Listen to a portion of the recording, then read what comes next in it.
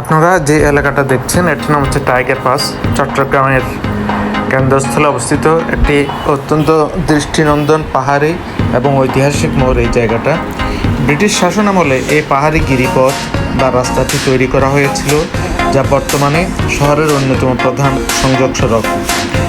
লোকশ্রুতি অনুযায়ী শতবর্ষ আগে এই অঞ্চলের পাহাড়গুলিতে ঘন জঙ্গল ছিল এবং সেখানে মাঝে মধ্যেই রয়্যাল বেঙ্গল টাইগারের দেখা মিলত। ব্রিটিশরা যখন পাহাড় কেটে এই রাস্তা তৈরি করে তখন একটি বাঘ প্রায়ই এই গিরিপথ দিয়ে যাতায়াত করত, যা থেকে পরবর্তীতে এর নাম হয় টাইগার পাস। অন্য একটি ঐতিহাসিক তথ্য মতে ব্রিটিশ শাসনামলে এই এলাকায় টাইগার নামের এক ব্রিটিশ কর্মকর্তার ফাঁড়ি বা বাংলো ছিল, যার নামানুসারে এই জায়গার নামকরণ করা হয় টাইগার পাস। এই এলাকার প্রধান আকর্ষণ হলো দ্বিতল সড়ক ব্যবস্থা। পাহাড়ের ঢাল বেয়ে উপর এবং নিচ দিয়ে দুইটি সমান্তরাল রাস্তা চলে গেছে।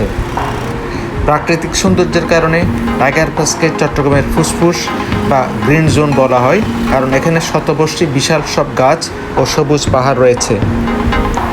ব্যস্ত শহরের মাঝেও এই এলাকায় এলে এক অদ্ভুত প্রশান্তি মেলে, যা প্রতিদিন হাজার হাজার পথচারী ও পর্যটককে মুগ্ধ করে।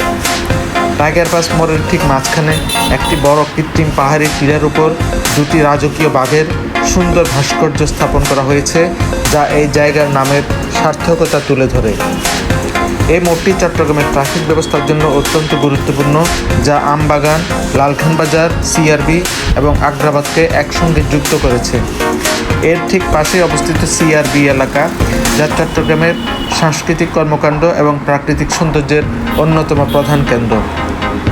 অতীতে এই এলাকা দিয়ে যাওয়ার সময় পাহাড়ি বন্য জীবজন্তু এবং পাখির কলকাকলি শোনা যেত, যা প্রবীণ চট্টগ্রামবাসীদের স্মৃতিতে আজও উজ্জ্বল।